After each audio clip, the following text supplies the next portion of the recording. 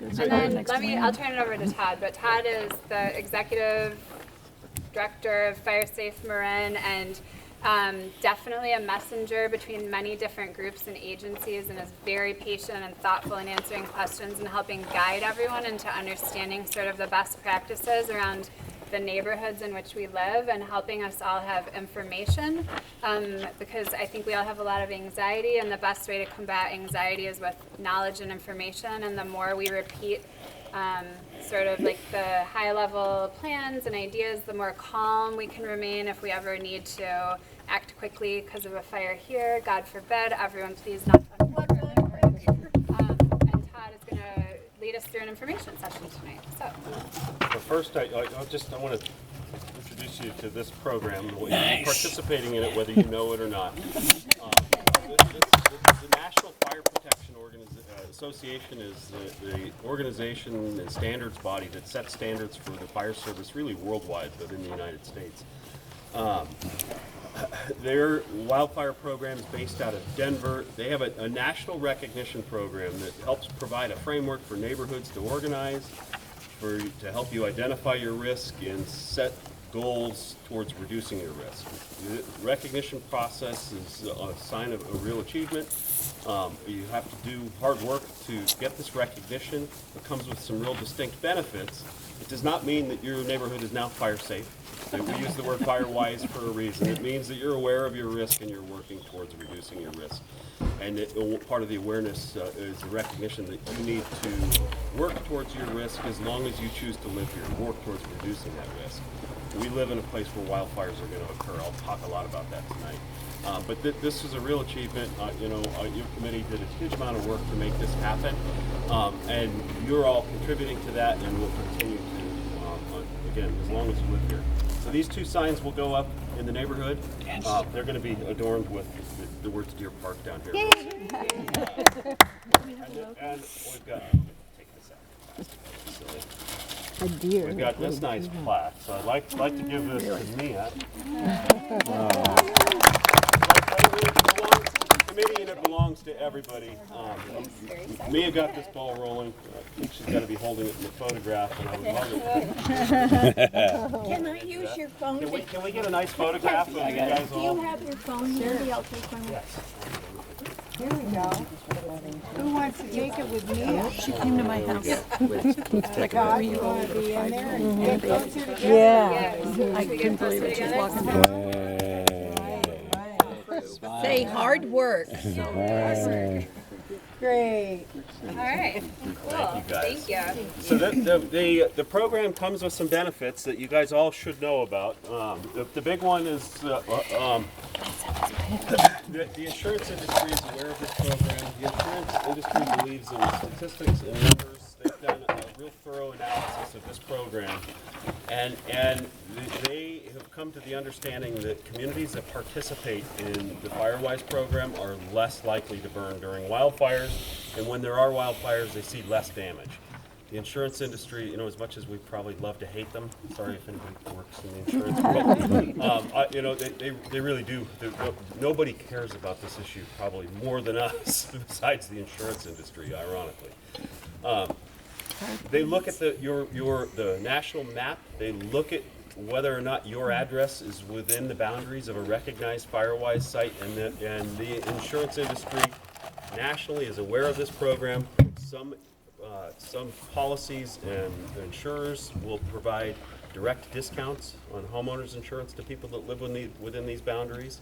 We have confirmation from the California Insurance Commission that all insurers consider your status within a Firewise community when they're looking at canceling or not renewing policies. We're told we need to call it non-renewing for a variety of reasons, but it's true. The insurance industry is actively looking to reduce their exposure and canceling a lot of policies in Marin and California. In fact, probably hundreds each month. Is that the The fact equivalent that of you live here is redlining? providing some level of protection to your insurance policy. Yeah? No, but is that the equivalent of redlining that they used to do around No. No. people of different colors? No, to no, they're discriminate? looking at their risk, their Unfortunately. exposure. They're looking when insurance company is making a bet when they write a policy. your house won't burn. Right. And when we live in a place where your house is likely to burn, it's a business decision for them. And frankly, they're one of our best partners in our goal of reducing risk in our community. So it's a big achievement. It has a direct benefit to you. We think that you're going to be more likely to retain your policies, and some of you will even probably see discounts if you approach your agents and tell them that you live in a Firewise community. That's a possibility for you. So my name's Todd Lando. I'm the Executive Director at Firesafe Marin. I'm born and raised in Fairfax, third generation Fairfax resident. Nice. My grandfather came here from. Did you go to Deer Park? I went to Manor School and graduated Drake. So I grew up at the far west end of Fairfax. I've been a wildland firefighter, municipal firefighter in Marin for almost 30 years for Marin County Fire Department. A volunteer firefighter, going more than 30 years in Fairfax, Ross Valley Fire. My education's in forestry and wildfire management out of Montana. And for the last 8 years, I've worked exclusively in wildfire prevention and preparedness, really kind of falling back on that education.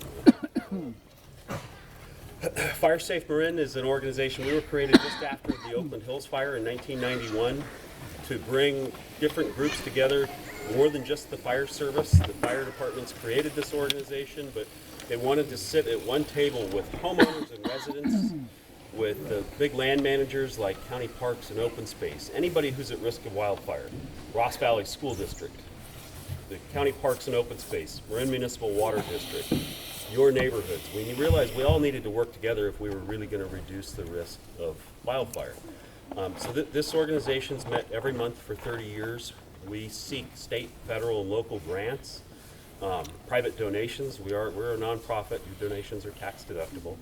And we work to reduce risk. We do everything from community education, programs like this, printing those brochures, administering the Firewise USA program that has direct benefits to everybody in Marin. And we also work on seeking grant funds to pursue large vegetation management projects, fuel breaks around whole communities, things like the goat grazing that you probably heard about or may have seen. This year, we've grazed 600 acres of strategically located fuel breaks, starting in Terra Linda and San Rafael, extending through Sleepy Hollow into the town of Fairfax, across Sir Francis Drake Boulevard, and up the other side up into Cascade Canyon. All of these, that work was done, paid for through Firesafe Marin or our partners, and the planning and execution of that all comes from our organization, people that are members of Firesafe Marin. So when we do these walks, I apologize, some of you will be standing for a little while. I will too. When we do these talks, I usually, in the past, would take the first 30 minutes and we'd talk about evacuation preparedness and your personal safety during wildfires. That's of utmost importance. In Fairfax particularly, and probably just about all of the presentations I've done for the last year, we wind up spending almost the entire presentation talking about evacuation preparedness. I strongly suspect that that's what we're going to do tonight.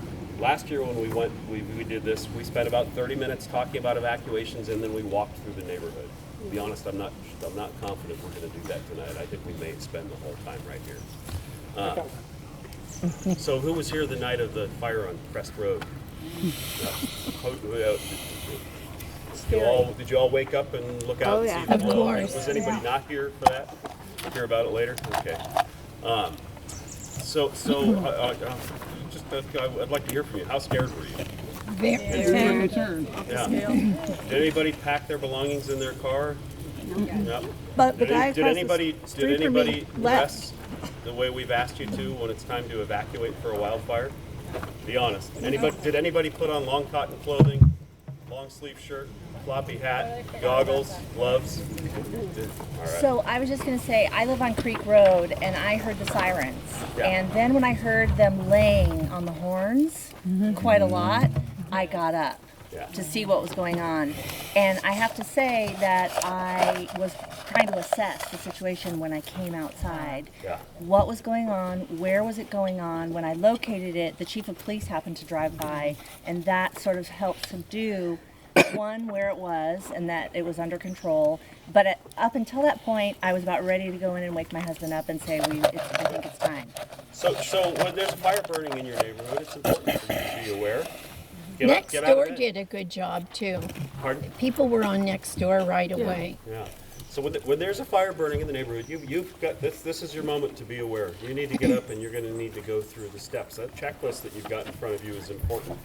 The very first column, order of importance. The very first column you're going to do every time. That's your personal safety.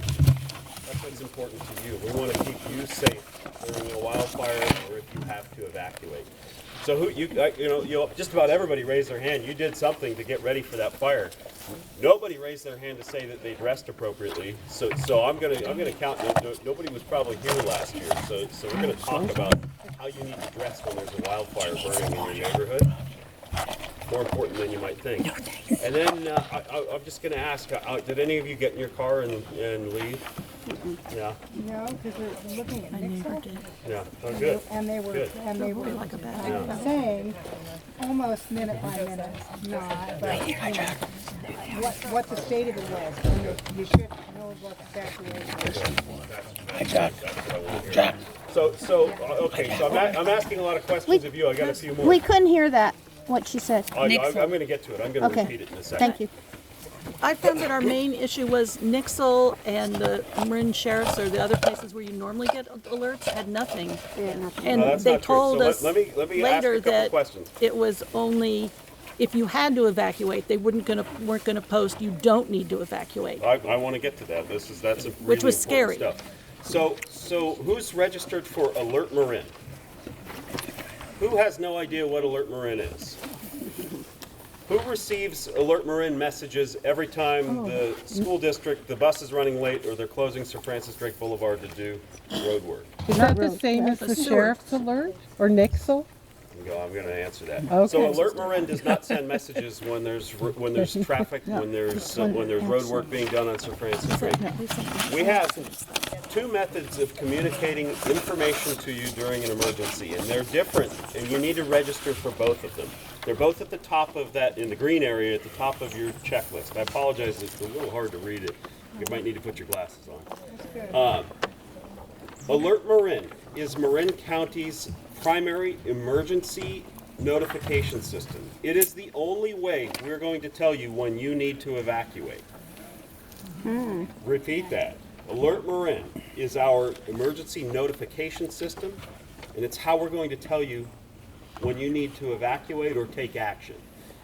The take action part is really important. Alert Marin, you need to register for this. It needs to know your home address.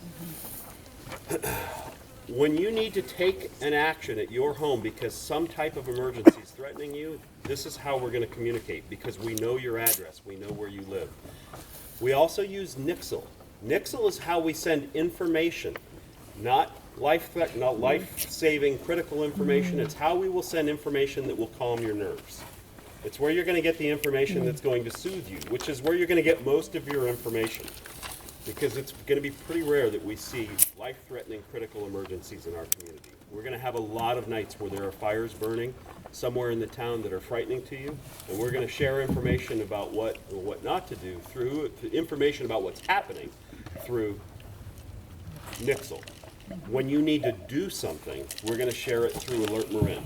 Nixle does not know your home address. Nixle is an informational system that's available to the school district, the sanitary district, Fairfax Police, the fire department. It only knows your zip code. We don't send evacuation notices to the entire zip code because we don't want the entire zip code to evacuate during a wildfire, and we certainly don't want the entire zip code to evacuate when there's no need for anyone to evacuate. So you've got to register for both. alertmarin.org. You can go there online, register your home phone, your cell phone, your email address. Alert Marin can send you voice messages, emails, and text messages. They also have an app. You can download the app and receive direct push notifications on your phone. Nixle can only communicate by text message. Nixle can't call you with the voice message. It only goes to people who have text message capability, which is not everybody. We have to rely on Alert Marin for emergency notifications because it knows your address and it can send voice and text messages. So, the night of the Crest Road fire, it was cooler than this. There was a little bit of a breeze, but not a strong breeze. The humidity was about 75%. When that call came in, when the neighbors reported the fire, the homeowner actually reported the fire. Initially, it was an accidental fire. It started accidentally, as most fires do. When that 911 call came in, the fire department is dispatched immediately. They're told that there's a structure fire on Crest Road. The firefighters at Ross Valley Fire Department knew before they put their boots on that they weren't going to the campfire that night. They knew that they weren't going to have to evacuate the entire neighborhood before they ever put their boots on, before they even looked out the door and saw what they were going to see, which was a big glow in the sky, indicating that there's a big fire happening. How do you think they knew in advance that they weren't going to be going to the campfire? They knew the whole town was going to burn. Any idea what the indicator was to them? This is important. The weather. The weather. High humidity, lack of wind. There's a common denominator between every major fire that we've seen in California going back in all of our history. You can name the fire: the Oakland Hills fire, the Thomas fire in Southern California last year, the Camp Fire in Paradise, the 7 fires that started in the North Bay on October 8, 2017. All of Marin's major historic fires, the Vision Fire in 1995, the fire that burned from Nevada to Fairfax in the ocean in 1923, they all happened under one particular set of weather conditions. Dry winds that always come from the northeast or east. There's no other direction these winds will ever come from. Winds that come from the west are coming from the ocean, they're cool and moist. We get strong winds from the west. Okay, and I'll talk to you about, those can drive fires. They're not going to drive the kind of fires that we're all scared of right now. When the winds come from the northeast and east, they're coming from the Great Basin, from the desert. They come from Salt Lake City, across Utah and Nevada, all the way into California. Over the Sierra Nevadas, they have very little moisture because they've been blowing across the desert. And then what little moisture is in that air is lost when they go over the Sierras. When the winds and the air mass comes down this side of the Sierras, it loses even more moisture and it compresses and heats, it accelerates. And when it hits the Bay Area, the coastal mountain ranges, we see winds oftentimes in excess of 80 miles an hour. 20 to 80 miles an hour is the norm for these winds. In Southern California, they have a name for these winds. Santa Ana's. They're coming from the direction of Santa Ana if you live in the ocean, at the ocean in Southern California. In Northern California, we call them Diablo winds because they're coming from the direction of Mount Diablo when you're in the Bay Area. The Bay Area is subject to these kind of winds. Really all of Northern California, everything on the east side of, or the west side of the Sierras is subject to these winds. Infrequently. They almost always happen in September and October. If you look at Marin's fire history, the major fires here all essentially happened between September 15th and October 15th. The Oakland Hills fire happened on October 20th. The North Bay fires 2 years ago, not even 2 years ago, happened on October 8th. There's about a 2-month window where historically we've seen these wind conditions. In Northern California, we only saw these wind conditions historically between 1 and 6 days a year. And the really strong winds, like we saw during the Oakland Hills fire and the North Bay fires 2 years ago, we only saw about once a decade. Something's changing. We're seeing those wind conditions more frequently. We think it's probably related to climate change, but this is not a debate about climate change. There is some discussion about why we're seeing them more frequently. Doesn't matter. We're seeing those wind conditions more frequently. In 2017, we saw about 18 days of those weather conditions. Last year, we saw about 20 days of those weather conditions. In 2017, we had a red flag warning with those weather conditions on December 17th. That was the latest red flag warning we'd ever seen in Northern California history. The Thomas fire burned right up until Christmas Day. The biggest fire we'd ever seen in California history burned in the month of December, which is extraordinarily unusual. In May of 2018, we had a red flag warning early in May. It was the earliest red flag warning we've ever seen, the earliest we'd ever seen these conditions. Extremely unusual to see those conditions in December and May. We saw catastrophic fires in both of those years. We've had one red flag warning in Marin this year, was not for very strong winds. But I would expect as we get into September and October that we're going to see days when there are red flag warnings issued by the National Weather Service. A red flag warning is not something that, it's not the fire department overreacting. We have nothing to do with that being issued. It's the Weather Service issuing a severe weather warning, just like a tornado warning if you live in Kansas. It means that they are predicting or observing actual weather conditions that can drive a catastrophic fire. And there's a very narrow range of conditions that can drive a catastrophic fire. Those winds are one of them. Very low humidities, strong winds. So, that whole description was to tell you that the firefighters in Fairfax knew before they left the building that they weren't going to the campfire. Doesn't mean they're not anxious. Doesn't mean that even if you're a neighbor of the house that's on fire, or certainly if you live in that house, that you don't have something to be really worried about. Your life is potentially at risk. But the fire wasn't going to spread, and they knew that. The community doesn't understand that. I've studied this for 30 years.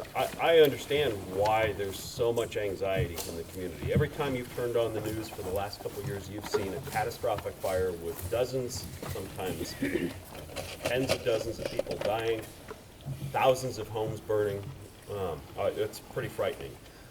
But what I can help you with is understanding that when a red flag warning is issued, that's when you need to be concerned. If that fire happened under red flag warning conditions and you opened up your front door and you felt a warm wind coming from the west, that's the moment to take dramatic action. Are we going to get From the east, you mean? Warm wind coming from the north to from the the north? east. Yeah, Have they northeast. considered giving a warning on Nixle or alert? Yes. Okay. So the fire service, we don't send information out, we don't send out alerts via Nixle or Alert Marin until we know, until we have good verifiable information. So what I can tell you, and this is not going to be particularly satisfying, what I can tell you is that we are not going to be able to send out an alert to you in the first moments when a fire starts next door to you. We need to have a firefighter, a professional there to assess and evaluate the fire and pass information on to us that's valid and verifiable. We are never going to routinely send out a notification that somebody has just called 911 to report a fire in your neighborhood. We understand we understand and have evidence that can cause panic and more harm than good. So unfortunately, once somebody dials 911 and reports a fire, it takes us anywhere from 5 to 9 minutes to respond in the hills of Fairfax to the fire. The firefighters get there, they report what they find, they make an assessment of how many fire engines it's going to take to put this fire out, they make an assessment of how big the fire might get. They're pretty good at estimating that as soon as they arrive. That information gets passed on. The best case scenario is if an emergency notification needs to go out by Alert Marin, it's going to be 15 minutes after the fire starts before that information gets out. If information needs to go out by Nixle, and again, this is the calming information, the information that's going to make you feel better, that you're going to get a notification saying there's a fire in your neighborhood, there's nothing to be alarmed about, there are no evacuations ordered, and you should stay at home, shelter in place. That information may come out via Nixle, and it's going to be at least 15 minutes, but realistically, probably 20 or 25 minutes. That's going to be the longest 25 minutes of your life if you live on the street where the fire's happening. Okay? But there's nothing we're going to be able to do to change that. We've already dramatically changed the approach to how that information gets passed down and distributed. And we believe that 15 to 20 minutes is probably realistically how long it'll take to get information to you. Yes? Thank you. I think a clearly marked fire evacuation route is an excellent thing to do, so there's no panic or confusion and everybody knows which way to go. I'm going to talk about that. That's critical. But Yeah. ideas that I've heard a couple places to the effect that we should organize some kind of ad hoc group to fight fires ourselves is not a good idea. Yes, I agree wholeheartedly. So you have, Fairfax had a volunteer fire department for almost 100 years. You have much more than an ad hoc group to fight fires. What you need to do is worry about yourself and your neighbors and protect yourselves. But the organized evacuation route is really important, and I want to talk about that, and I want to talk about some of the things that we're doing based on current understanding of how wildfires work today versus how they may have burned 100 years ago, and just about how the community works. Those communication tools are critical. You need to register for Alert Marin. We need you to check on your neighbors. If your neighbors aren't here tonight, they probably have good reason. They didn't get the message. They may not be able to get here. We have a lot of members of the community who have mobility issues, elderly neighbors who can't drive. I always use the example, the youngest person to die during the campfire was an athlete who'd had knee surgery and wasn't able to evacuate their house. They couldn't get them out, and nobody came for them. Tragic. That could happen here. We need to be aware of our neighbors. I would like you each to go home. This is part of your responsibility living in a Firewise community. Go home, talk to your neighbors. Tear off a whole stack of those evacuation checklists. Go repeat this information to your neighbors. If you have a neighbor who might need help during a wildfire, you need to make sure that you've got their contact information, their phone number, their name. We don't know our neighbors oftentimes anymore. We need to be aware of who's in our neighborhood, who might need help during an evacuation. Because I'm here to tell you, the fire department is not going to be here to evacuate everybody who needs to be evacuated during a major fire. During a major fire, we may be lucky to see any firefighters at all. Our local police department, they will be tasked with managing the evacuation. There are 2 police officers on duty in the town of Fairfax right now. We have almost 15,000 residents in the greater Fairfax area if we extend out into the hills. We need to take care of each other. That's really probably the primary goal of this Firewise program, is to help neighbors meet each other and prepare for this stuff. In terms of taking care of one another, I want to tell you that you keep backing up and you're going downhill. Thank you. But I'm a little concerned. But I have a big concern about all the bamboo that's in the neighborhood. Yeah. And how legitimate is it to contact neighbors and point out to them that it's a fire hazard? I really want to talk about bamboo and vegetation when we get there. Okay. You certainly can. If your neighbor has overgrown bamboo that's not cared for, or any kind of vegetation that puts you at risk, they probably just need a frank discussion about it. They probably don't realize it. I'm yet to meet somebody who wants to put their home or their neighbors at risk. People live busy lives. Not everybody's got a green thumb and is a great gardener. So I think reaching out to your neighbor to talk about it. We've had a vigilante group take action. The anti-bamboo vigilantes, I like it. Okay. No, hack those. Yeah. I realize this might be off your topic, but we have an empty lot beside our house that's got a lot of dead wood and vegetation, and it's privately owned, but we have never known the owner. Who would deal with that? I want to get to vegetation, vacant lots, those questions. We got to focus on the evacuation. So stick around. I'm not going to answer that because I want you to stay. I will get to it. Okay? I just have one more question about the warning. Just like in Los Angeles, one was very aware that Santa Ana winds were around. So my question was, is it worth a warning on Alert Marin to be very aware that these winds are coming in? So we will not use Alert Marin to send out information. A red flag warning coming is informational. We send out messages on Nixle every time a red flag warning is issued. On October 5th, 2017, we sent out a notification on Nixle that a red flag warning had been issued. We forwarded the entire message from the National Weather Service. It said, the Weather Service is predicting the most catastrophic fire weather conditions that they've seen in more than a decade in Northern California. How many of you remember receiving that message? Very few people were paying attention. Most of us weren't concerned about wildfires, particularly on October 5th, 2017. It wasn't until October 9th we realized, forgive me, oh shit, we live in a place where this could happen to us too. Santa Rosa burned down on the 8th. The Weather Service gave us 72 hours of notice, and we sent out a notification. Now what I've learned is that many people didn't even understand what that was. Red flag warning. We hadn't seen a major critical wildfire like this in Northern California since the Oakland fire in 1991. We have homeowners who hadn't been born when that fire happened. So it seemed like a distant thing. It's happened now repeatedly over the last 2 years. I think we're all much more aware. We do send those messages out via Nixle.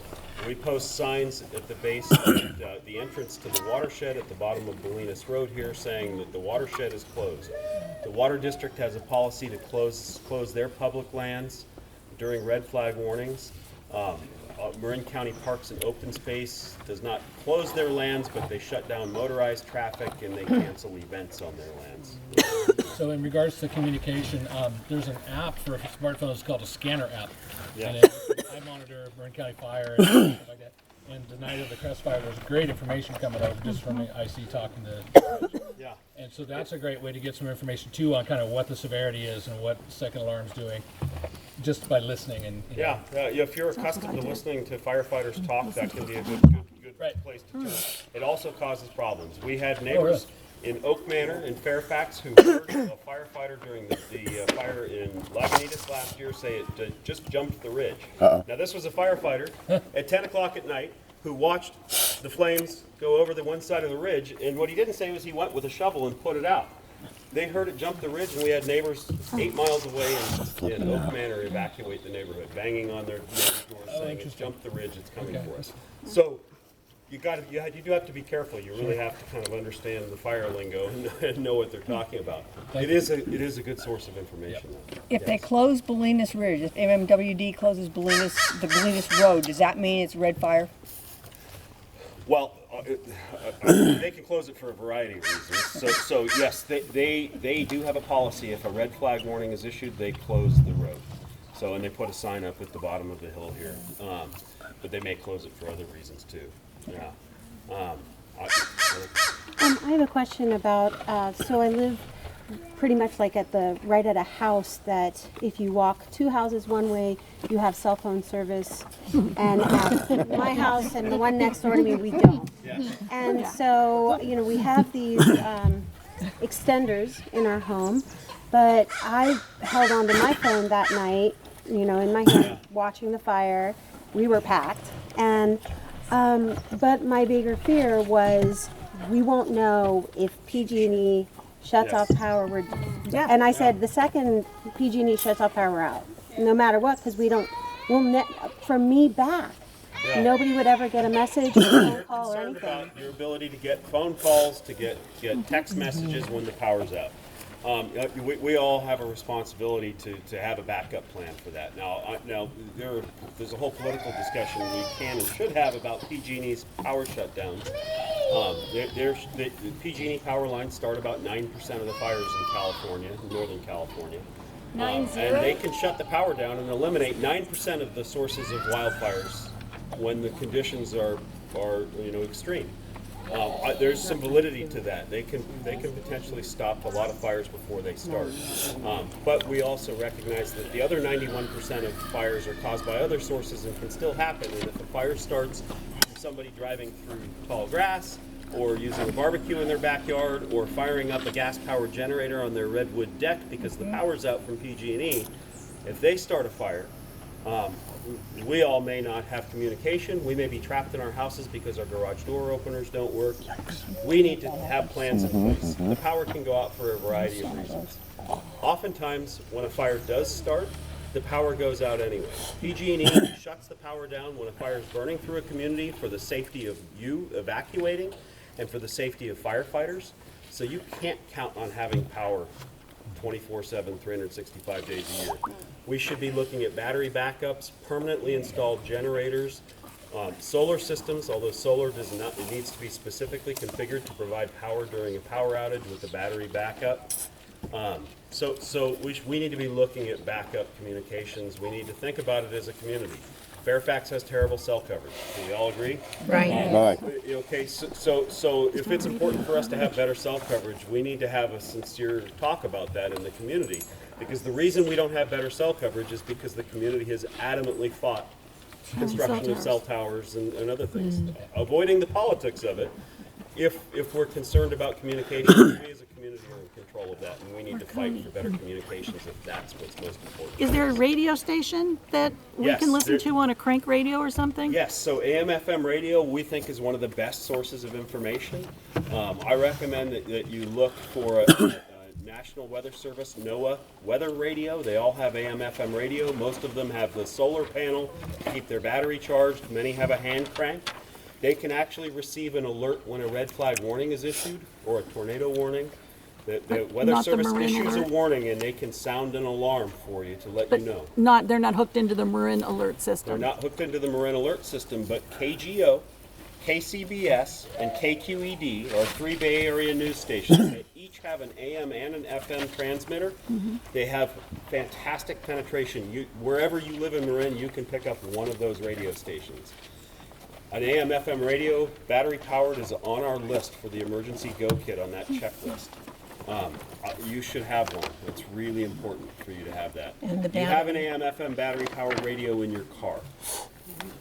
So, definitely, when the power's out and you've lost cell communication and your home phone won't ring, turn an AM/FM radio on to one of those 3 radio stations and monitor. Listen, a long time ago we all had a radio going all the time, but we don't do that as much anymore.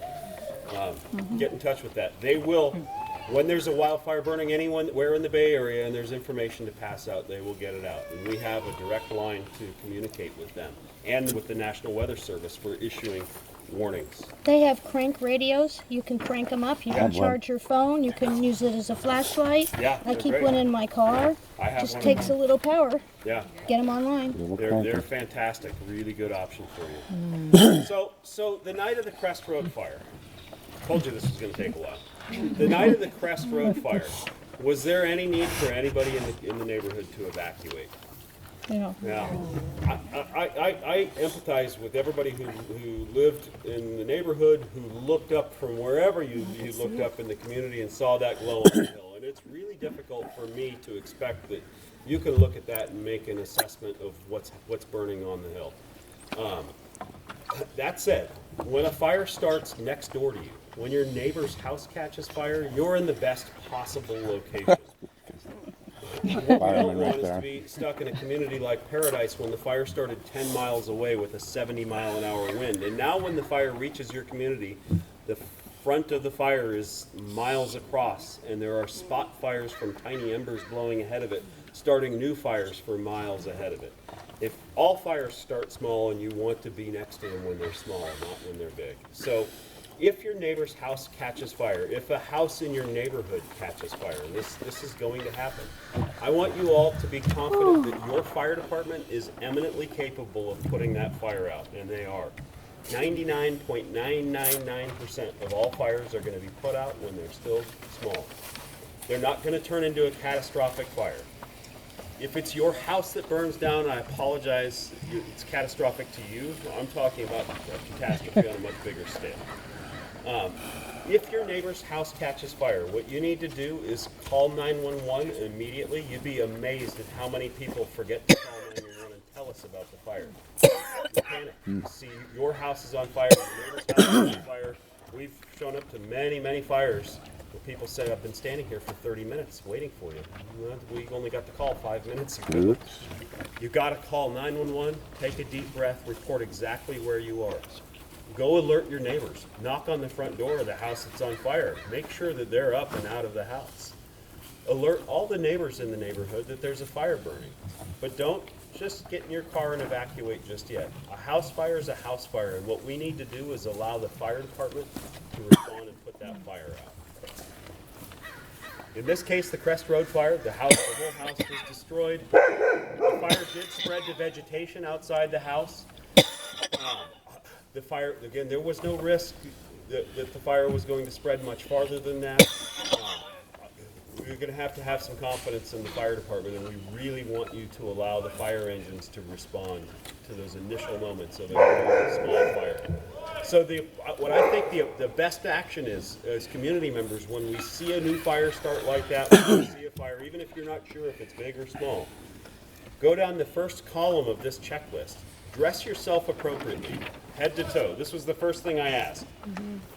Dress yourself in long sleeves, cotton or wool clothing, long jeans, socks and heavy shoes, no flip-flops. Leather gloves, really important for a reason I'll tell you in a second, but most important are goggles, full coverage goggles that will cover your eyes, seal on the sides. You've got to wear goggles. The number one injury for wildland firefighters are eye injuries. They get a speck of dust in their eyes, and that firefighter can no longer fight the fire. They got to go to the hospital and have it flushed out.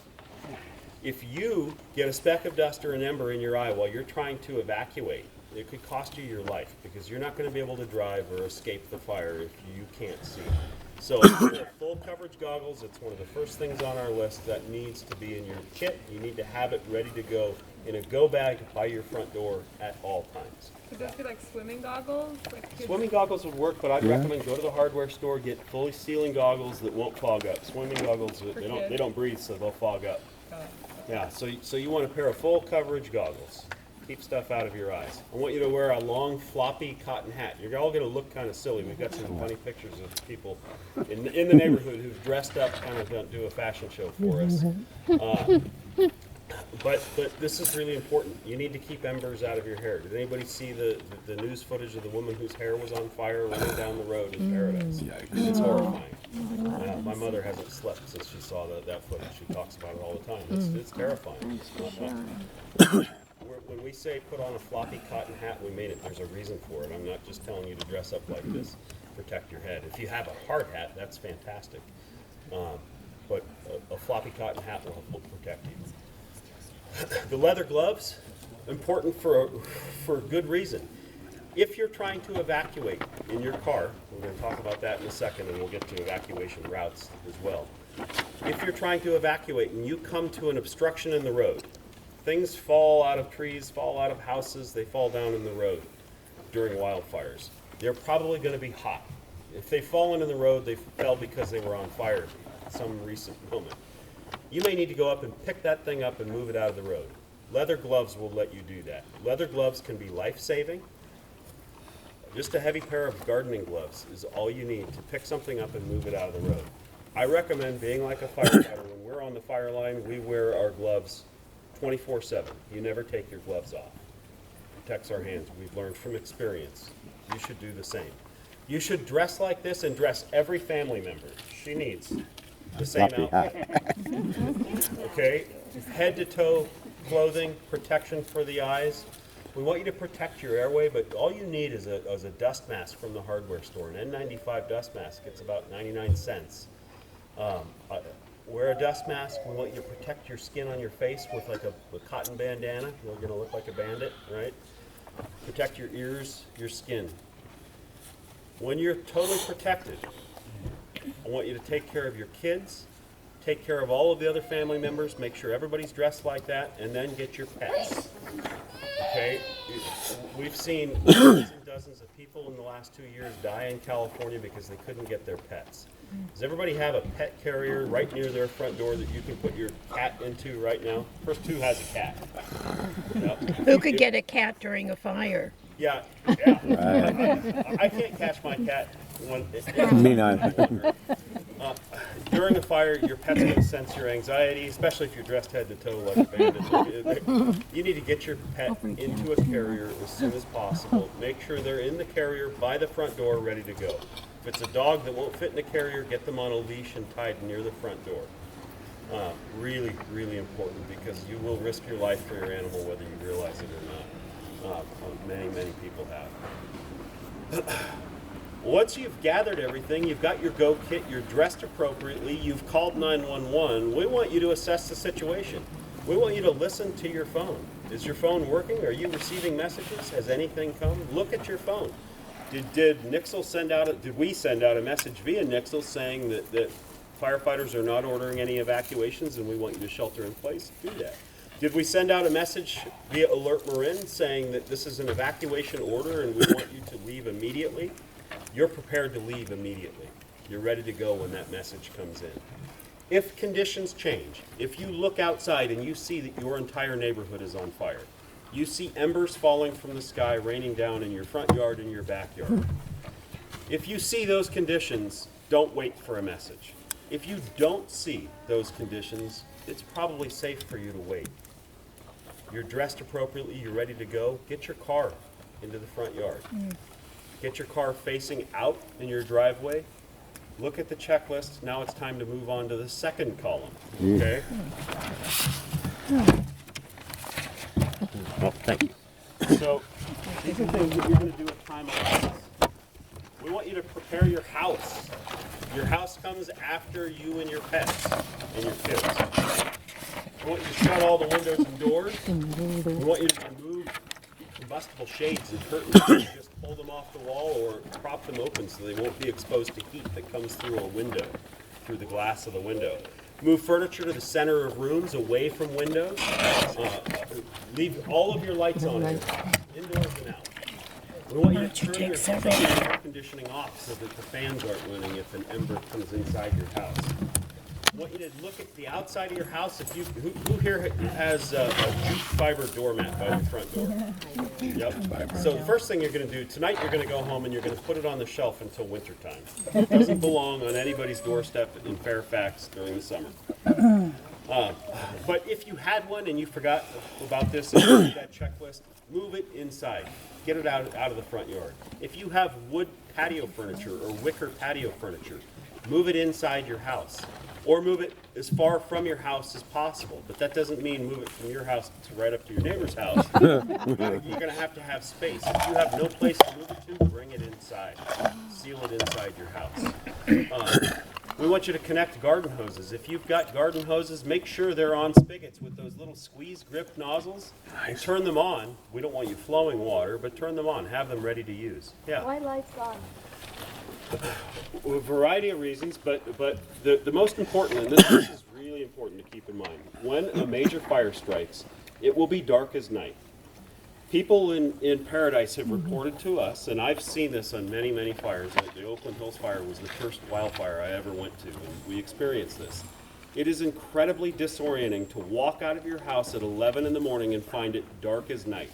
People told us that they were disoriented. They thought they had been knocked unconscious. They didn't know where they were. They didn't understand how they had breakfast 30 minutes ago and it was daylight when they went out to get their paper, and 30 minutes later it was dark as night. That was the smoke obscuring the sun. And it is truly as dark as midnight. Turning your lights on will have you prepared. Indoor and outdoor lights on will have you prepared for that. It will help the fire department find your house if we need to. This is assuming we've got PG&E power, but turning those lights on can be life-saving for you. Can help you navigate if suddenly the conditions change and it's time for you to leave and your front path lights are on, it can save your life. So this is one. If you have time, do a quick cleanup around your house. Blow the leaves off of your deck. Rake the leaves away from your house. I hope that you don't have any leaves on your deck because you've been doing this weekly during the fall anyway. Nobody but this in could Deer be Park has leaves on their roofs. Yeah, Gutters. So you guys, you can just skip that one. Prop open the gate on the side of your house. Almost all of us have a wooden fence that terminates in our house. Over time, we need to change that as a community. The building code probably won't allow that anymore real soon. Wooden fences catch fire. We're not going to be able to protect wooden fences during a fire, and where they're attached to your house, it's usually attached with the gate. The act of propping that gate open can potentially keep the fire from spreading along your fence into the side of your house. We've seen houses saved by propping the gate open. It also lets the fire department, when they're driving through your neighborhood, look down the side of your house and they can see if something's on fire in your backyard. They can tell that the gate's unlocked, so it makes them more likely to take a walk down and look to check to see if your house is okay.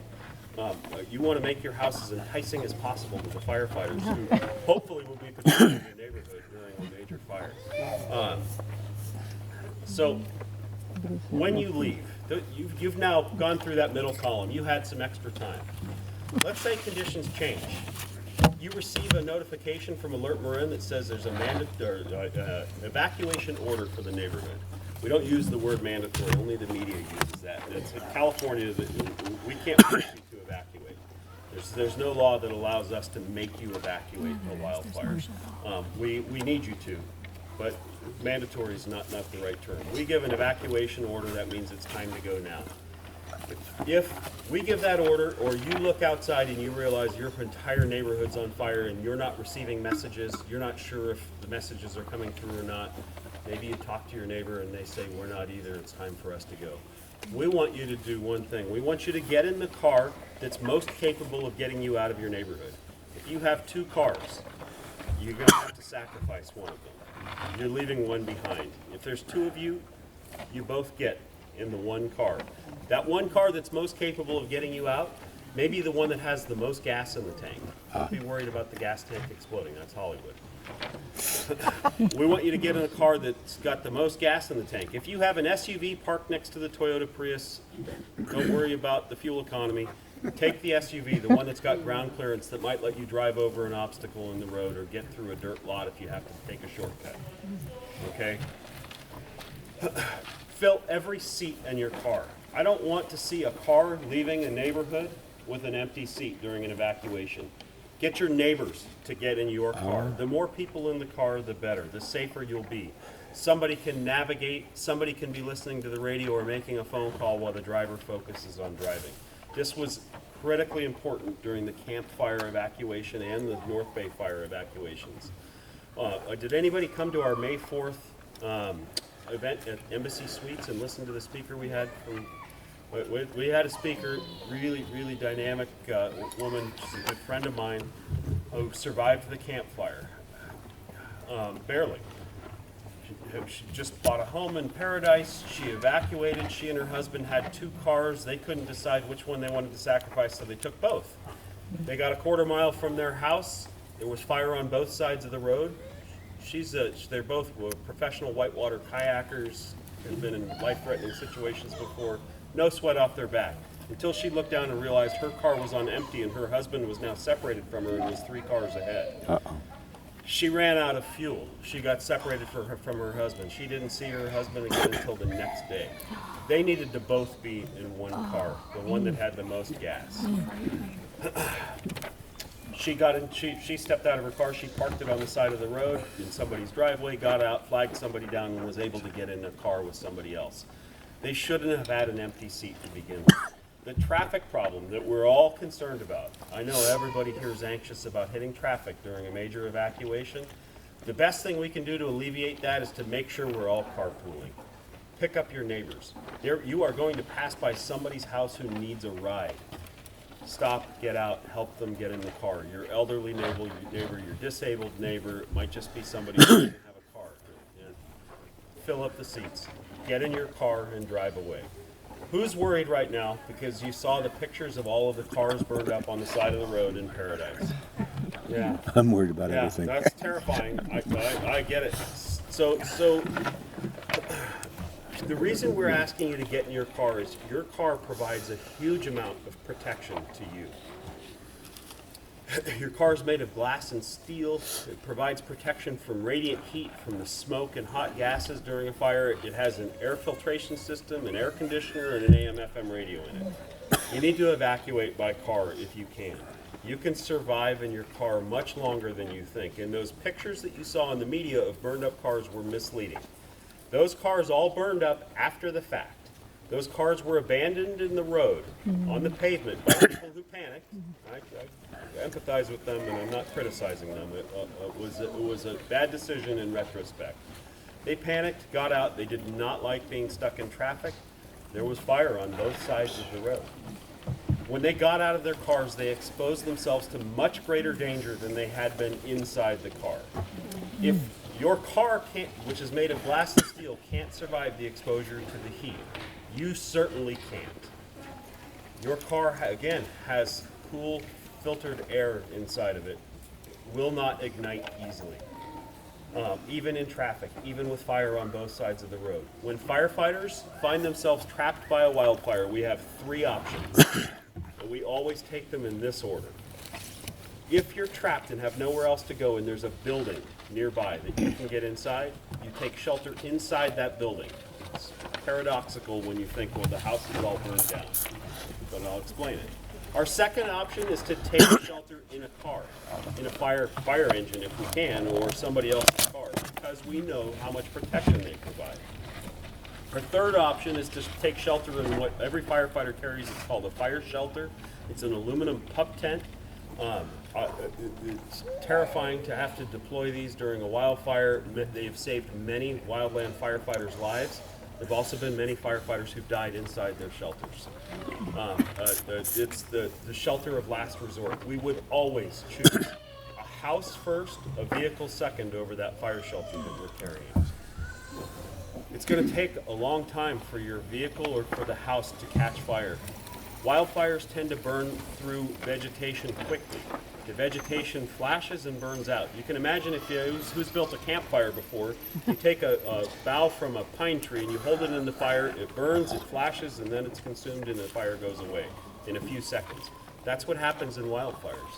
So we would expect that when vegetation burns, the road or the location you are is only going to be exposed to heat for anywhere from 30 seconds to 1 or 2 minutes before the fuel has burned out and the flames go away.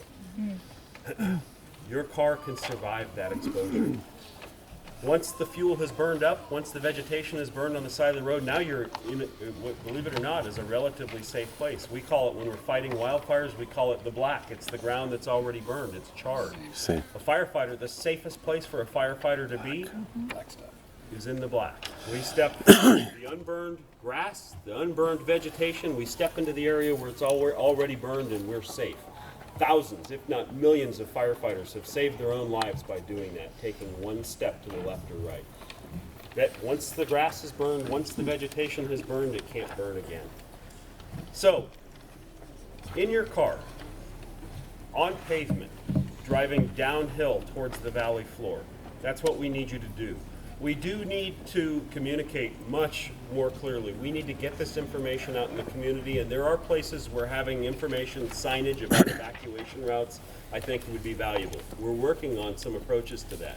There are also some pitfalls to putting too many signs up and too much information about evacuation routes, because we can't necessarily tell you which direction a wildfire is coming from.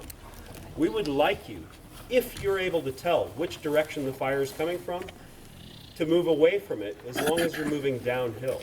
If your only option is to move downhill towards the fire, we still want you to do that.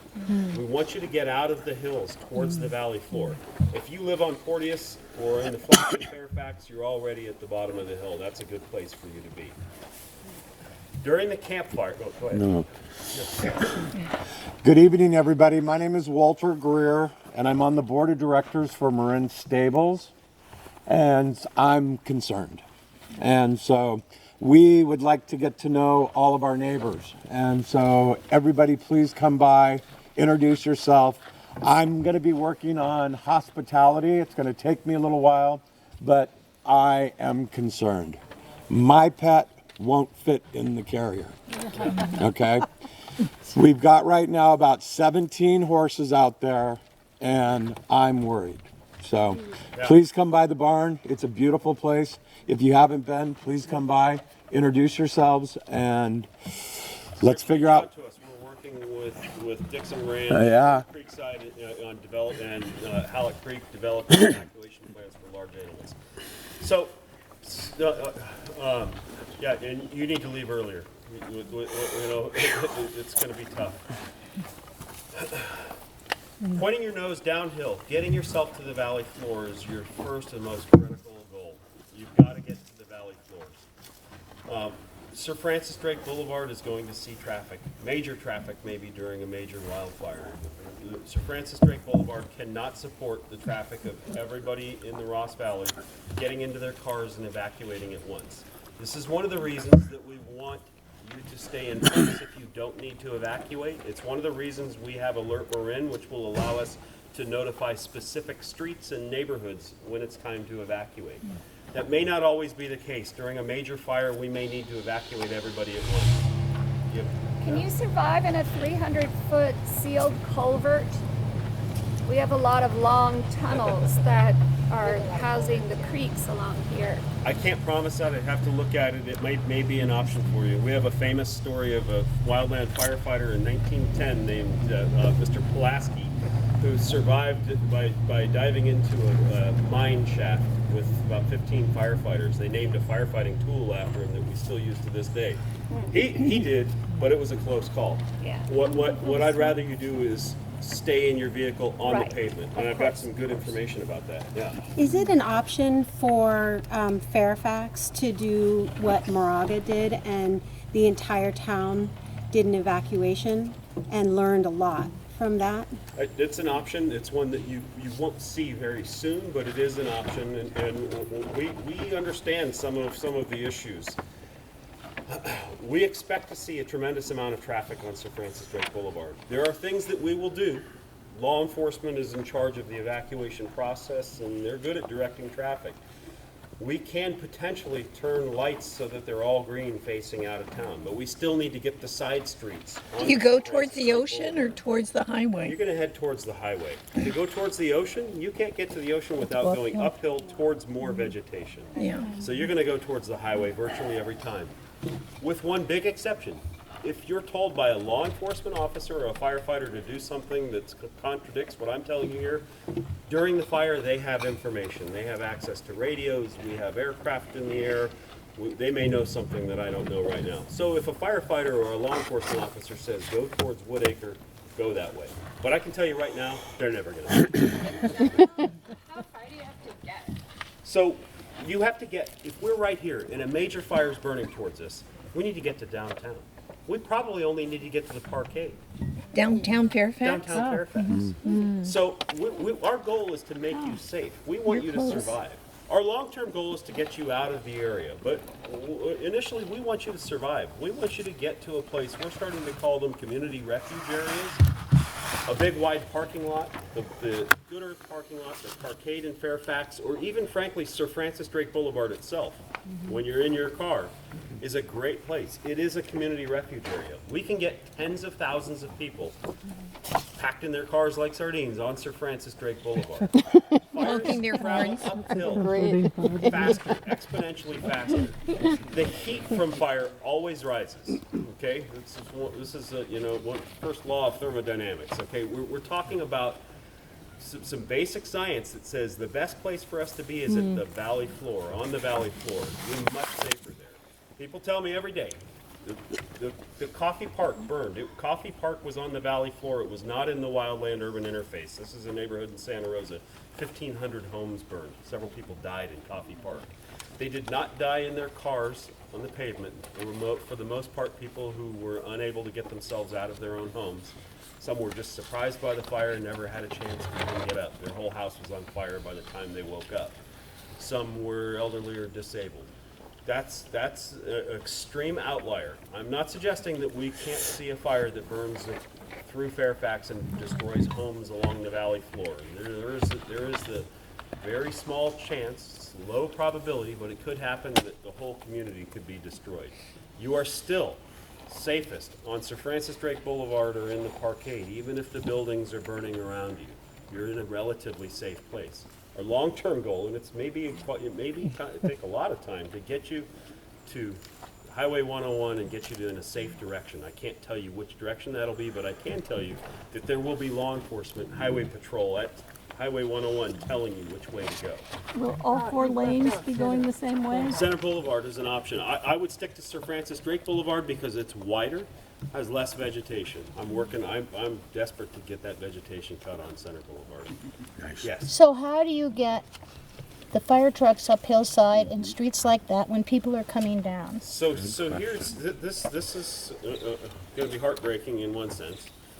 If we trigger a large-scale evacuation for your community, you don't need to worry about fire engines coming up the hill. We are the ones who are ordering that evacuation. We know that we've just ordered an evacuation for Hillside. We're not sending a fire engine up that road.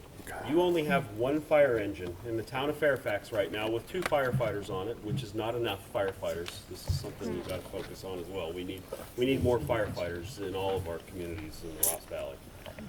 But what they're extraordinarily well-trained, well-equipped firefighters, extremely capable of fighting these fires.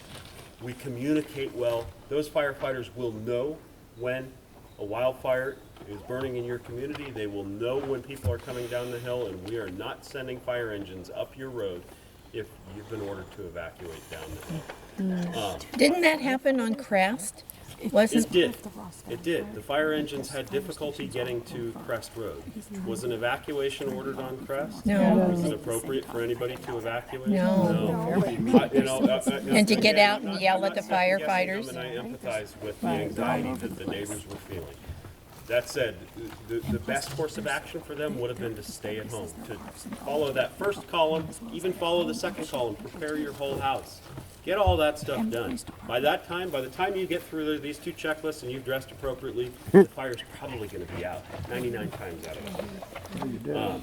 So the fire engines did have great difficulty getting there. There was debris scattered in the road from people that were driving away with their belongings falling out the back of their cars. Oh, no. There were multiple vehicle accidents for people. Somebody almost got run over, and I'll apologize if you're here. Somebody almost got run over when they got out of their car with their car in the middle of the road, ran away from their car, didn't put it in park, and the car rolled after them.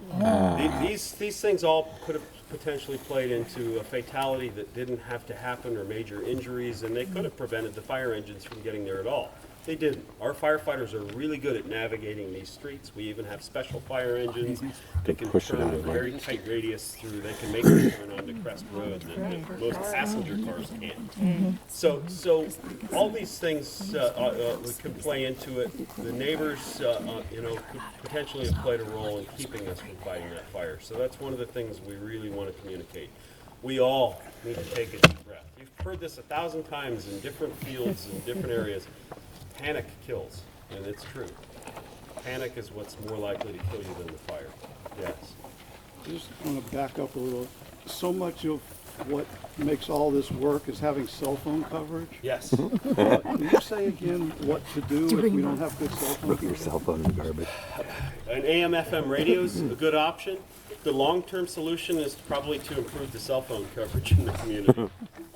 And that means talking to your neighbors and probably, understanding some of the realities of cell phone coverage and having a frank discussion about what's most important to us. You're saying that's a political issue? It's a political decision. Yeah, People have said no to cell phone. Yeah, we've said no over and over to cell phone coverage. We have poor cell coverage because that's what we've chosen to have. So I think this is the time. This is my opinion. I live in Woodacre. I have terrible cell phone coverage, but better than I do right here.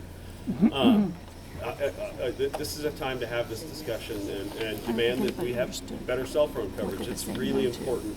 It's an important communication tool. So in the and it can be meantime, life-saving. we could be in our house but not be able to access Marin Alert. Yes, absolutely. Ride your horses out. But didn't you say Marin Alert will also access your home phone? Marin Alert can contact your home phone. Your home phone won't work if the power's out either. So Alert Marin can contact your home Unless you phone. have a landline. The landline. I mean, I've been around. So you're going to need to test that. Most landlines no longer work when the power's out. Most home phones don't work any longer.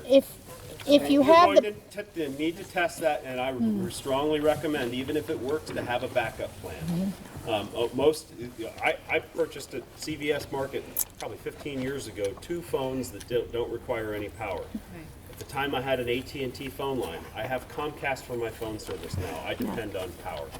If you have a Comcast phone line, you're a voice over IP line, it will not work when the power's out. Very few people still have copper phone lines, and AT&T's pulling them out in places. They're not even installing them anymore. So what's the I'm an off-duty firefighter. What I do for my family, emergency kit is have a tank of fuel at all times. Winter and summer. I'm right next to the creek down here. Winter and summer, half a tank all the time. Say that again? I never let my fuel get below half a tank. That's an emergency thing. I yell at my wife when it gets below a half. Couldn't you just talk Yeah, to her? gas. No. Gas We've tank. had the conversation enough. It's a yell. So I keep half a tank of fuel. I did go through the rigmarole of get an AT&T plain old telephone service with one of those ancient phones that hang on the wall because I wanted something else. because, again, we have crummy cell service here. So I took it upon myself to say, okay, I'm going to spend an extra 40 to 60 bucks a month, depending on whether or not I use that stupid little phone, just to so I've got something other than the crummy Wi-Fi here, right? It's really on you. Backup plans are important. The fire service, go check the pockets of a firefighter. They've usually got two flashlights, right? Because one of those flashlights is going to get dropped and lost or break or die at the moment you need it. And firefighters know when things are burning, you always need a flashlight. The full tank of gas. These are things that you learn. I'm going to echo everything he's saying.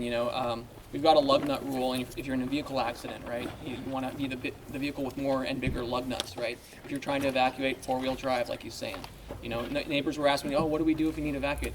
Well, your best plan is four-wheel drive and a gas-powered chainsaw, in my opinion, if you want to get out of a neighborhood. I mean, Yeah. This brings up a good point. I'll pick you up. During the fire on Crest Road, we've had numerous discussions in the community, and there's a lot of concerns about different aspects of this. But one of the questions that we were asked is why haven't we done anything to open up the fire roads so that we can evacuate up and over the hill to San Anselmo? Does anybody know why we haven't done that and why we will never do that? Because the fires go up the Too hill. much vegetation up there. So I talked about wildfires and what they do. You cannot outrun a wildfire uphill, ever. Firefighters don't outrun wildfires uphill. Never happens. The fire's going to travel uphill. Everywhere that the fire roads lead in Marin lead to places that are more dangerous than the valley floor. There's no place in Fairfax where you can get to a valley floor faster by going up through the open spaces, the water district lands, or through vegetation. Well, again, I told you if a police officer or a firefighter tells you otherwise, follow their directions. There are some outlier scenarios that I can imagine. Very slim chance this will ever happen, where they might direct you, even on foot, to evacuate over the hill. That scenario is if that area has already burned. All of the vegetation above you is already burned and they need to get you out. They might direct you that way. You're not going to make that decision yourself. Your decision, the life-saving decision you make, will be to point your nose downhill and get yourself safely downhill. Jordan? Yeah. This is not for us to use it, but I remember reading recently that, and I think it was maybe tied into funds through your agency, that they're working on clearing some of the fire roads so that if there were an evacuation, They're all clear. when we're exiting out, you have access, say, on that, on that fire road coming up back from San Anselmo to be able to get up to fight the fire. Yeah, that's a good point. I'm going to give a shameless plug to Firesafe Marin right now. We wrote a grant, applied for a grant through Cal Fire's Climate Change Initiative Fund. Last year we were awarded a $1 million grant that will be applied to 8 neighborhoods in the Ross Valley. Only 8 neighborhoods, and only neighborhoods that are recognized as Firewise. This includes Deer Park. We have a $1 million grant to do roadside vegetation management to help improve evacuation routes. Does that include bamboo? Pardon? Pardon? Does that include bamboo? It's on the Some roadside. bamboo, yep. We're getting to that, right? Involuntary removal of bamboo in some cases. But to George's comment, we're also going to be doing work to improve the fire roads in select neighborhoods and select places above the neighborhood. This is not for you to evacuate out. It's for the firefighters to come in from above during a wildfire. We know that you're going to be evacuating out the valley floor, downhill. We still, in some cases, may need to get fire engines into your neighborhood to help protect homes, to protect people, to rescue people. So our goal is to open up in strategic locations. It's just a handful of fire roads that lead to the top of hills. Open up the roads. The firefighters are paid to take great risks. They have protective clothing and equipment and training and communications tools that can help them do this safely. They will come in from above, if it's the right choice to make, to protect you in your neighborhood with the money that we're using from this grant to help do that. Our primary goal, though, is to make the roads safer for you to evacuate. That's going to mean removing vegetation to reduce the amount of heat that you might be exposed to on the road if the neighborhood burns. but also to open up your sight distances to help you see better, to help cars park a little farther off of the road, to open up more of the roadway. You had a question? About 3 years ago, the culvert on this fire road started collapsing. Yeah, You got to see it now. Yeah, now a fire truck could not get across there now. And I talked to some of the people working on it, and they said, well, we have to go through the Army Corps of Engineers, the Fish and Game. They started making all the lists. Isn't there something called, this is an emergency road that should be fixed? Yeah, no, there is in certain places, and we do assess that. And in Fish and Game, that's an important, asset for us. So we need to protect the creeks. And when we look at locations where there might be a washed-out road, and there are other ways to get to the places it accesses, we have to make decisions sometimes. But my understanding is that will be repaired. They're working on it. Because we can access those areas from other locations. Yes. All the fire roads are clear between here and the top of Mount Tam. And if we see a branch down, a tree down, we can call it in, and within 24 hours, they're up there. It's a miracle. It's crazy. And they're up there and it's cleared. Access, though. I mean, again, you cannot evacuate uphill. No, I'm just saying, but the roads are clear up there.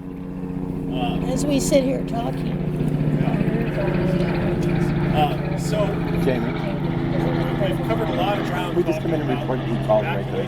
Preparedness. This checklist is a real checklist. On the back is a family communication plan. I would love for you to go home tonight, read the whole checklist, understand the checklist, That's this understand one. that every No. checkbox on there is there for a reason, right here. and then fill out the back.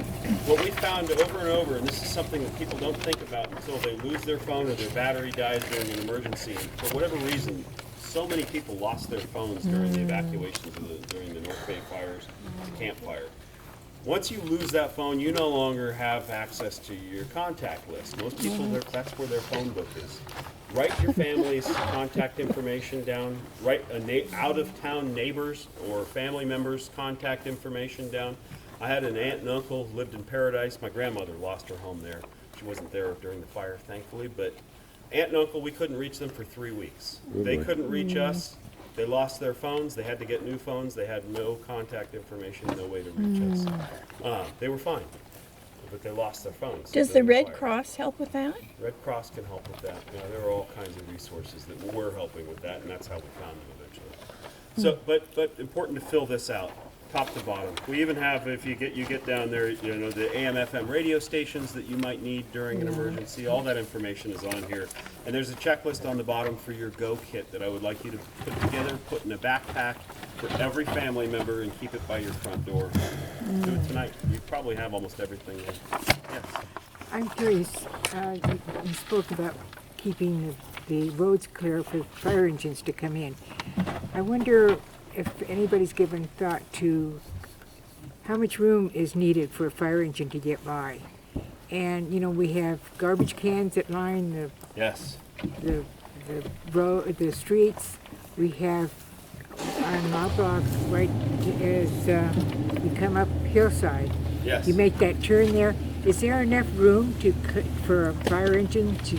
And I know a fire engine can push a car. That's an easy I've been in that situation before. So many of our roads were built for carriages. They don't meet current standards. Our fire engines are bigger than ever. It can be really difficult. I drove fire engines in these hills for 20 years, and I still have nightmares about it. My father drove the little Seagrave fire engine, our antique fire engine to fires up in the hills here. That was their favorite fire engine because it was tiny. The fire engines are 10 times that size now. The important thing to remember is that the local ordinances say that we need 12 feet of unobstructed pavement. I can drive just about any one of these streets and find places where there isn't 12 feet of unobstructed pavement. If you're parked in such a way that you're keeping it from having 12 feet of pavement, it's a violation of the law. You might get a ticket.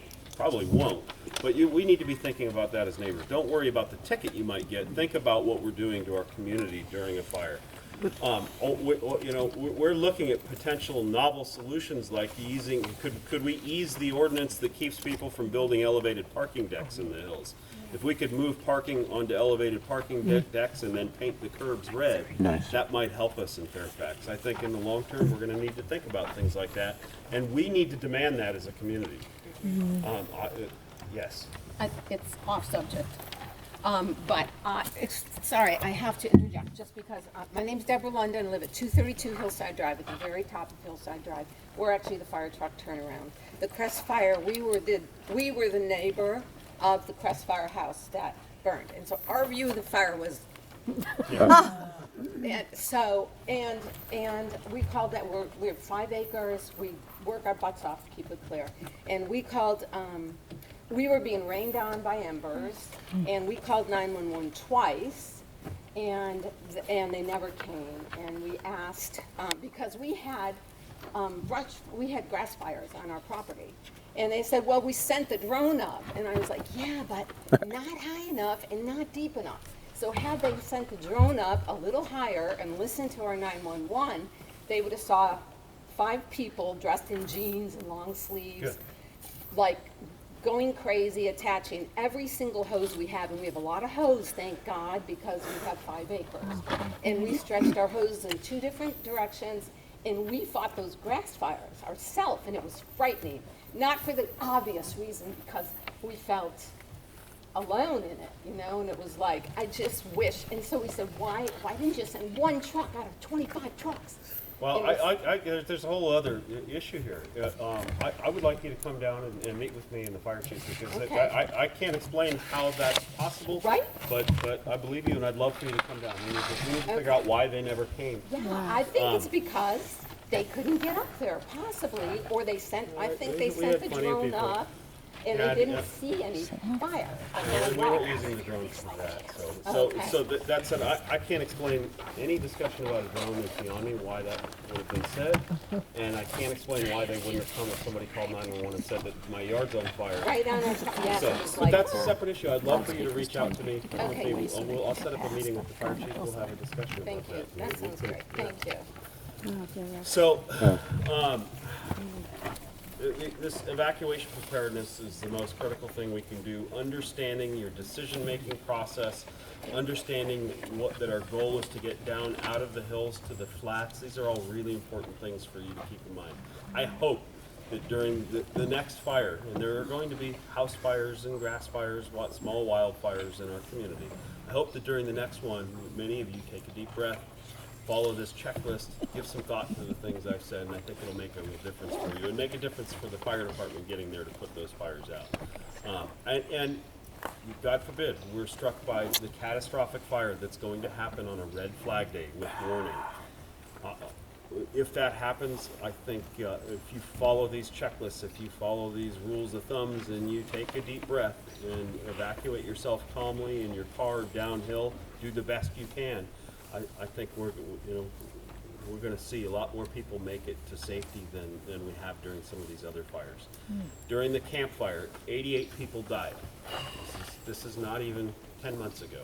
88 people died, the deadliest wildfire in U.S. history, in modern U.S. history. And that community is like ours rather than the coffee fire. Yes, yeah, it's a rural community, a mountain community. Like that.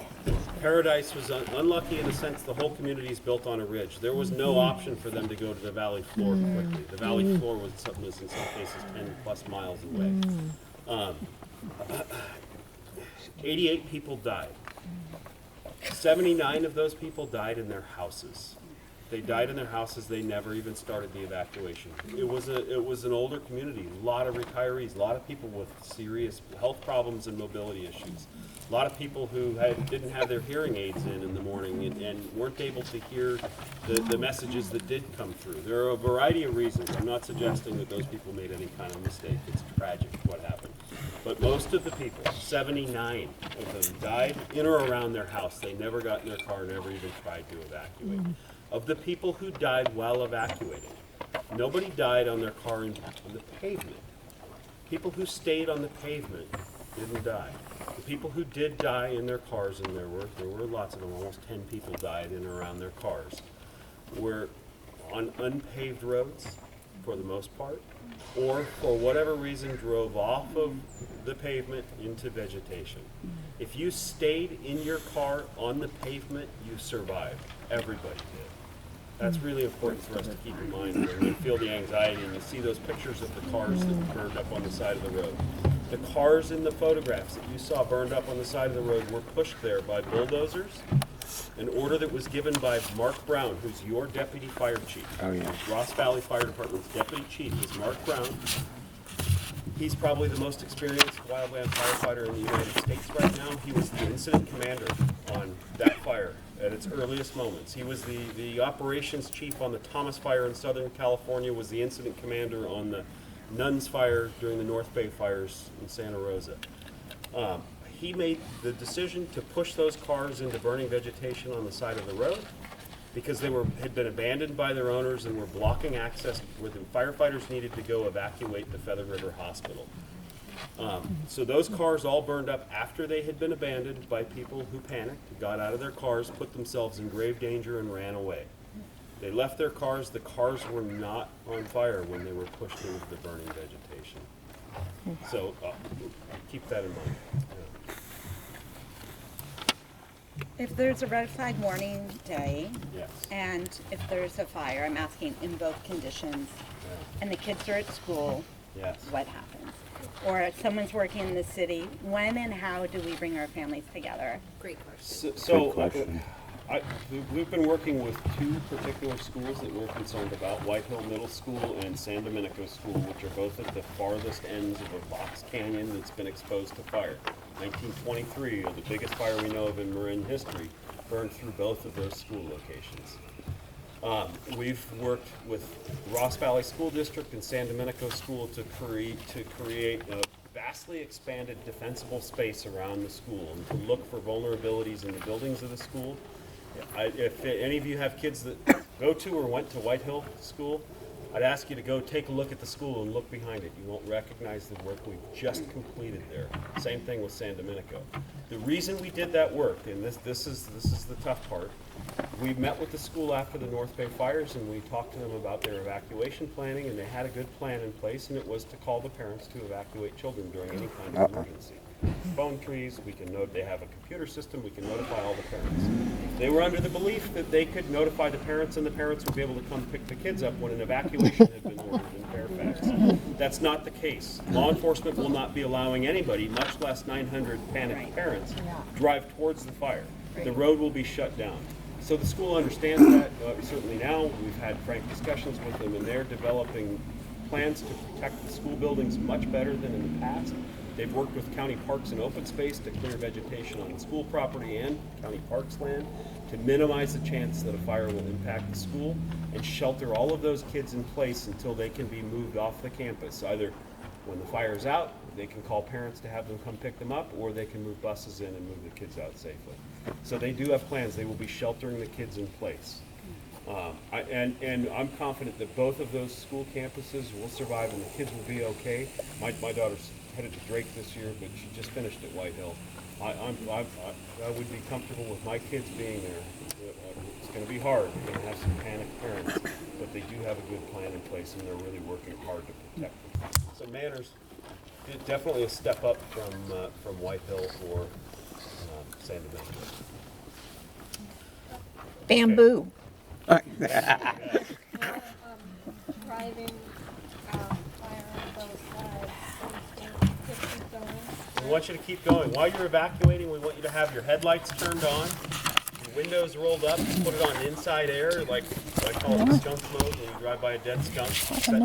Put it in that setting. Your air conditioning is very good. One of those 3 news radio stations. Listening to the news radio, a lot of good information comes over the news radio. So yes, so we have, there's all kinds of videos. Firesafe Marin, we have several videos that we've shared from people who filmed their evacuation, driving with walls of fire on both sides.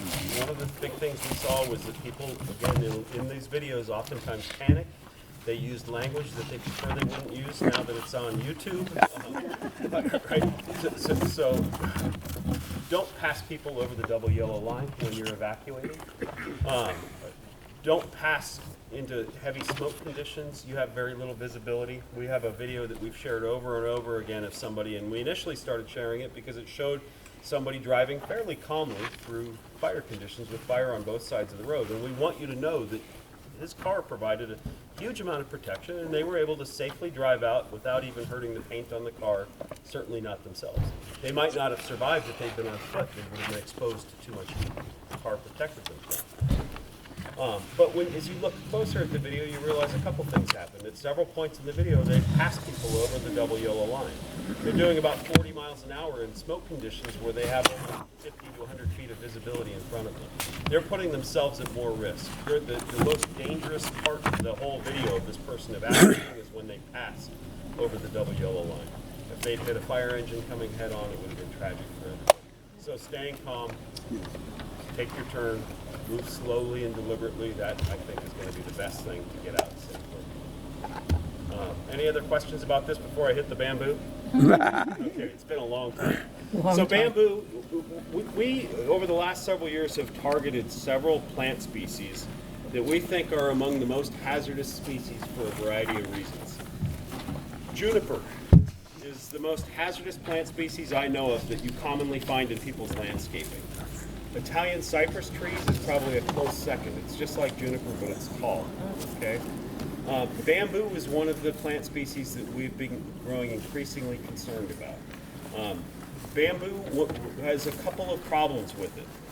If it's well maintained and well irrigated, if you've cleaned all of the dead leaves and you cut the culms back each year as they grow new growth, it can be maintained usually in a state that's relatively fire resistant. But it quickly changes. It grows so fast that you may take care of it in the spring. If you irrigate it, it's already grown to a point that's beyond your control by the fall. And it's a grass species. There are 600 or something species of bamboo, tribes of bamboo. They're grasses. They react really quickly to sudden changes in the atmosphere.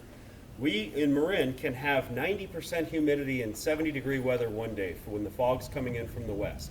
And overnight in September, we can see a change in the weather conditions where the winds shift to the east, the Diablo wind conditions develop. Humidities drop sometimes into single digits, 5% humidity. Temperatures come up. It's late in the year when things are drought stressed. You may not be irrigating enough. And those plants, the grasses, like bamboo, react suddenly to that. They lose their moisture quickly. Even one day with a broken sprinkler head and 6 months of growth in that bamboo, and it can become a highly combustible plant. Leaves tend to shed off of it over the summer, build up at the base. It's a problematic plant, largely because of its quick reaction to changes in the atmosphere, and because it grows so quickly, and you may take great care of it in the spring, and it becomes hazardous by the fall. So what you're going to see, you're going to hear a lot of this. We've had members of the bamboo lobbying industry show up in Marin, angry at us, threatening the fire service that we're denigrating bamboo. With Mill Valley City Council meeting, this happened. They have some good points. They said basically what I said. They leave out the part about how fast it reacts as a grass species to changes in the atmosphere. They've argued that it's a wonderful industrial material, and it is. You can make flooring out of it, you can build buildings out of it. It's got great environmental benefits. You can make paper out of it. Nobody's cutting their bamboo in Deer Park to make bamboo flooring or to make paper out of it, or we're not growing it to clean the atmosphere or the water. There are better choices. Lots of plants have those properties and are easier to maintain and have less of a reaction to fire.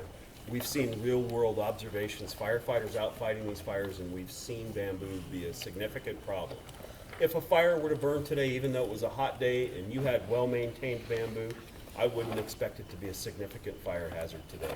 That said, on the way in, I took photographs of 5 different houses on Porteous before I got here. Did you see one where they had bamboo? Yes. Half of it was gone? Yes. And half of it's still standing? Yes. Got a picture of it.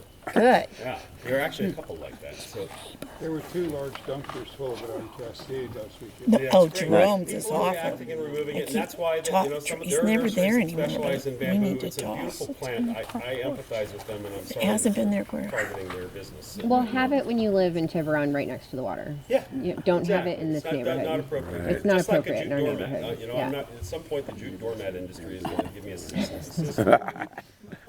But these are things that we need to be thinking about. There are appropriate screen plans. People plant bamboo because they want a screen between their house and their neighbors quickly, and it does that quickly. I strongly recommend looking at some of the screen plants that we recommend at Firesafe Marin. English laurel is one we recommend every day. It's a classic English hedge. During wildfires, it's extraordinarily difficult to ignite, even when the weather conditions are catastrophic. You can drive through Fountain Grove in Santa Rosa right now and see beautiful English laurel hedges surrounded by foundations of houses that burned down. The English laurel did not contribute to those fires. We recommend it strongly when you need a hedge that won't burn. Can the fire department take some leadership in going around where, I mean, we have some really significant bamboo growth off of Porteous. So the fire department's they've done more inspections this year than ever before in history, and we're looking at ways to expand that dramatically. The fire department does not have the ability to go and enforce it and make everybody that has bamboo remove their bamboo, nor should we necessarily. There are much bigger hazards than the bamboo. The bamboo is towards the top of our list because it's such a difficult maintenance regime. That said, juniper, I'm much more concerned about juniper. We have a firefighter in Marin, a firefighter from Nevada Fire District.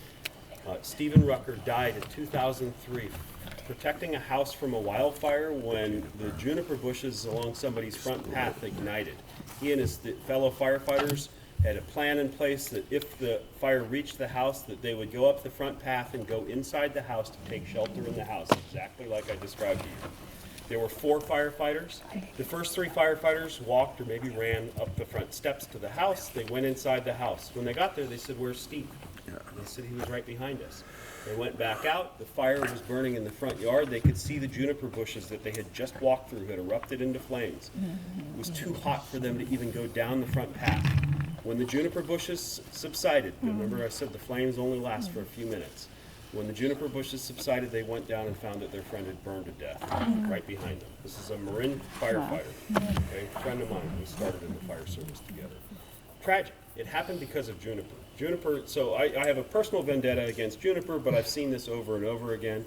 The fire chief of the Mill Valley Fire Department lost his house in Coffee Park. He had the wherewithal to take photographs as his neighborhood was burning and his own house was burning. There was nothing more he could do. The water system failed. They ran out of water. The house was going to burn.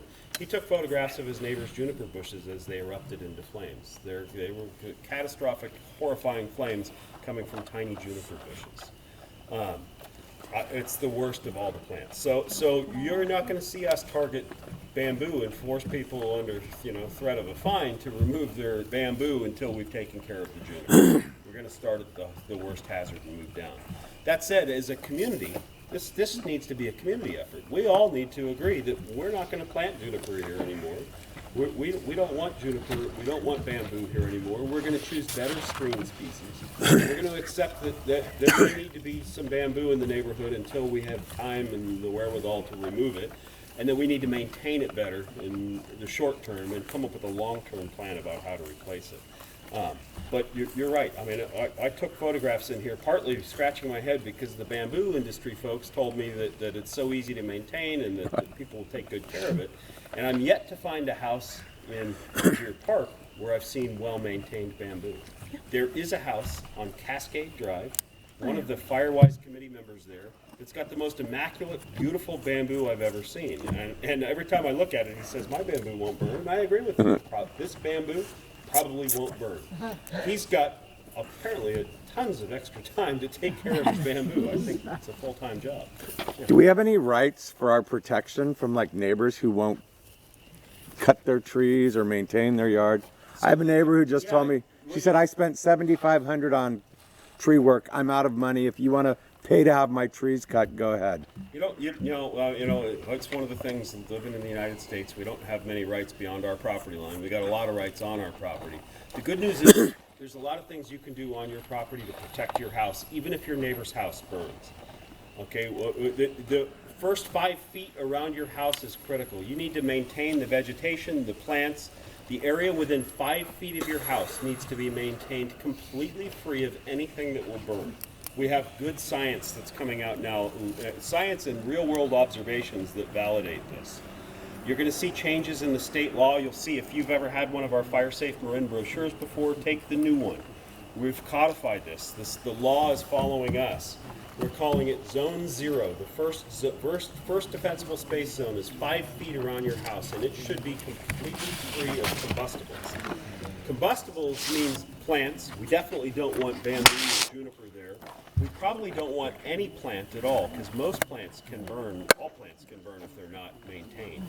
And we don't want anything like patio furniture, dead leaves that have blown up against the side of the wall, certainly any grass.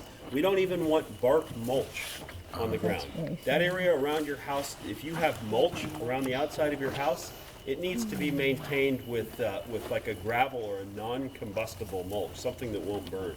Pea gravel, a concrete path, flagstone walkway. You should have basically hardscaping for 5 feet around the outside of your house.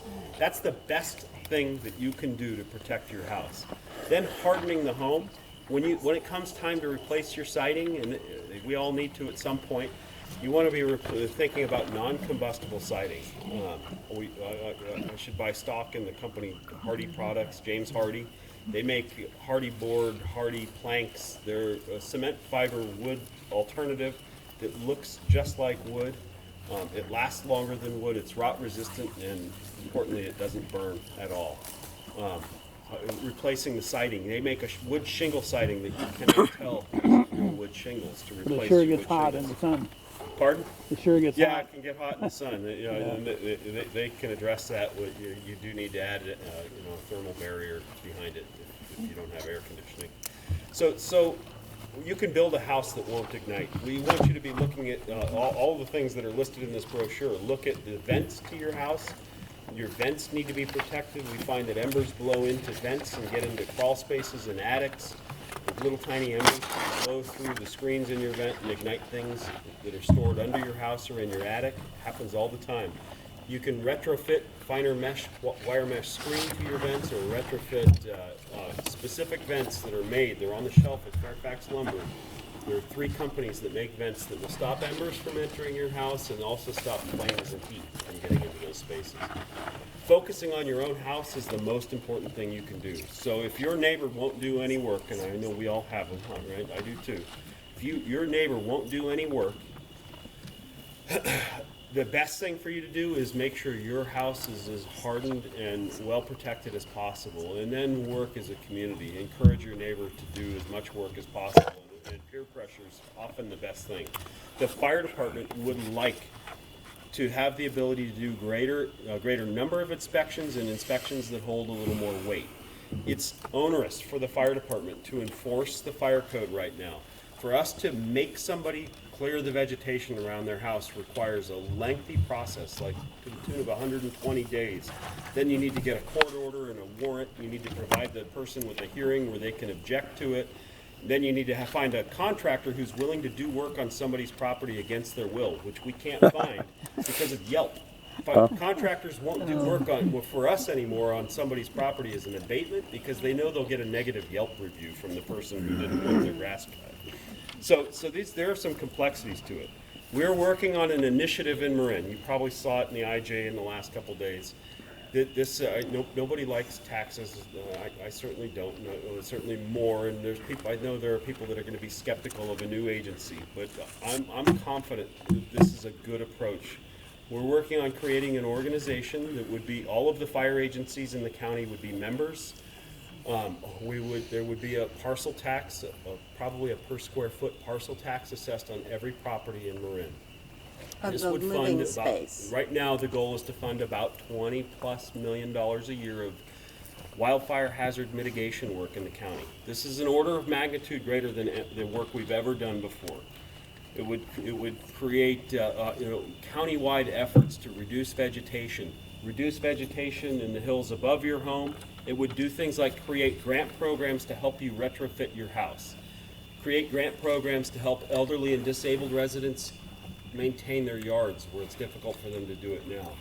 Would expand our education efforts because we know that one of the missing components is people's knowledge of how to evacuate.